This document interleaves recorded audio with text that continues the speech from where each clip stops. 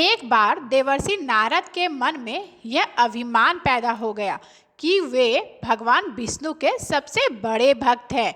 वे सोचने लगे, मैं रात दिन भगवान विष्णु का गुणगान करता हूँ, फिर इस संसार में मुझसे बड़ा भक्त और कौन हो सकता है। किंतु पता नहीं श्री हरि मुझे ऐसा समझते हैं या नहीं। नारायण नारायण। आओ नारद, कहो कैसा आना हुआ। भगवान, मैं आपसे एक बात पूछने आया हूँ। मैं तुम्हारे मन की बात जानता हूँ नारद, फिर भी तुम्हारे मुंह से सुनना चाहता हूँ। हे देव, मैं जीवन भर आपका गुणगान करता रहा हूँ। पल पल हर क्षण मुझे बस आपका ही ध्यान रहता है। आप मुझे यह बताइए कि क्या मुझसे भी बड़ा आपका कोई अन्य भक्त है संसार में। नारद, इस प्रश्न के लिए तुम्हें मेरे साथ मृत्यु लोक चलना पड़ेगा। ठीक है भगवान, मैं मृत्यु लोक चलने के लिए तैयार हूँ। नारायण नारायण। नारद, मेरा एक बहुत बड़ा भक्त यहाँ इस कुटिया में रहता है। प्रभु, आश्चर्य है, क्या मुझसे बढ़कर भी किसी की भक्ति हो सकती है। क्या वह भी मेरी तरह आपका ध्यान लगाए रहता है। आओ नारद, स्वयं ही जान लोगे। किसान उस समय कुटिया के बाहर अपनी गाय को बांध रहा था। उसके मुख से हरि हरि गोविंद का सुर निकल रहा था। किसान वेशधारी विष्णु ने उनके सामने जाकर नारायण नारायण कहा तो किसान ने विनती स्वर में पूछा, आप कहाँ से आए हैं भद्र? मेरे लिए कोई सेवा हो तो निसंकोच बताइए। हम नगर जा रहे हैं, पर अंधेरा घिरने लगा है। वन में जंगली पशुओं का डर है, इसलिए रात भर आश्रय चाहते हैं। मेरी कुटिया में आपका स्वागत है भद्र, और जो रूखा सूखा घर में है आपके लिए हाजिर है। भगवान ने मुझे आप लोगों की सेवा करने का अवसर दिया है, बड़ी कृपा हुई उनकी। ए जी, सुनती हो? कहाँ हो? देखो, दो अतिथि आए हैं। ए जी, सुनते हैं? थोड़ा इधर आइएगा। हाँ, देखिए, घर में इतना सा ही आटा है और बच्चे भोजन मांग रहे हैं। कोई बात नहीं, हम अतिथियों को भरपेट भोजन कराएंगे। तुम बच्चों को आज कांजी बनाकर पिला देना। आइए भद्र, आप दोनों यहाँ बैठिए, विराजमान होइए और ये भोजन आप लोग कर लीजिए। मेरा पेट अभी भी नहीं भरा है, क्या और भोजन मिलेगा मुझे?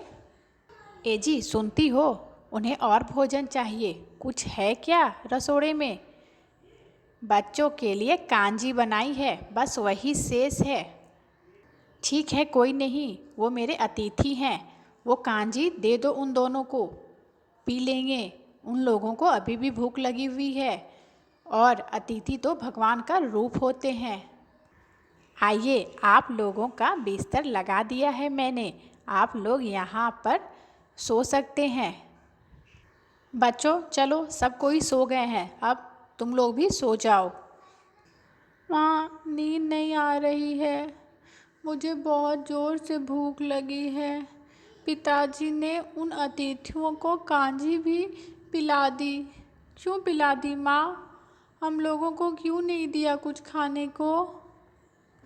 बेटे, अतिथि को भोजन कराना स्वयं विष्णु भगवान को भोग लगाने के समान है, इसलिए वो लोग हमारे यहाँ भगवान रूप में आए हैं। उन लोगों को भोजन कराना अति आवश्यक है।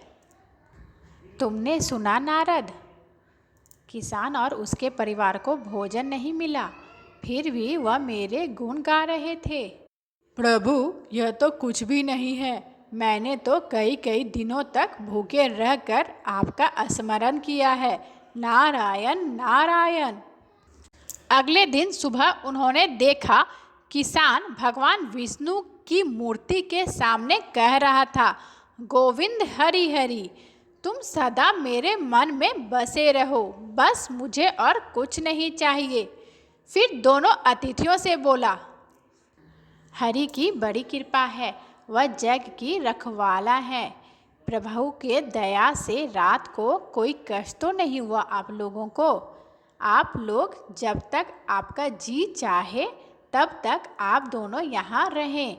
मैं खेत जा रहा हूँ, हम भी तुम्हारे साथ चलेंगे यदि तुम्हें कोई आपत्ति ना हो तो। ठीक है चलिए, बस आ गया, यही है अपना खेत, अब मैं अपना काम करूँगा। गोविंद हरि हरि। तुम तो सत्पुरुष हो, भगवान के बड़े भक्त हो, हर घड़ी उनका नाम लेते रहते हो। अरे कहाँ, काम से जब भी थोड़ा बहुत समय मिलता है तभी उनका नाम लेता हूँ। कब कब मिलता है समय? सुबह उठता हूँ तब, रात को सोता हूँ तब, और दिन में जब भी काम से समय मिल जाए बस प्रभु का नाम ले लेता हूँ। ठीक है, अब हम लोगों को आज्ञा दीजिए, अब हम दोनों यहाँ से प्रस्थान करेंगे। आपने सुना भगवान, वह सुबह शाम 2 बार ही आपका स्मरण करता है, जबकि मैं हर समय ध्यान करता हूँ, फिर भी आप उसे महान भक्त बताते हैं।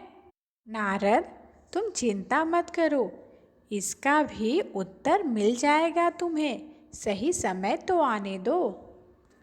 नारद, ये कलश देख रहे हो, ये कलश तेल से लबालब भरा हुआ है।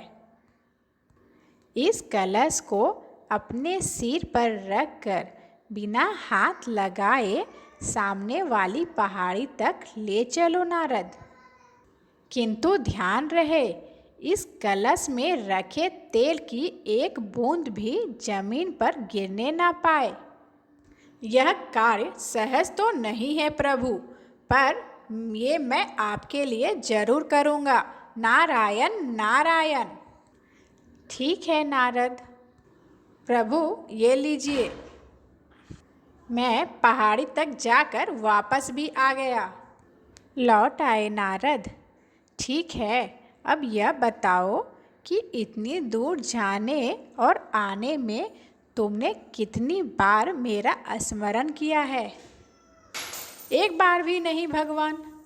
करता भी कैसे, मेरा सारा ध्यान तो तेल और कलश की तरफ ही लगा हुआ था।